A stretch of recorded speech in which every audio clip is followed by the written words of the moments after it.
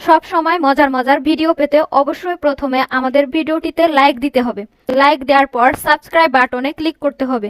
Subscribe করার পর notification bell icon click করতে হবে। তারপর শেয়ার বাটনে ক্লিক করে বন্ধুদের সাথে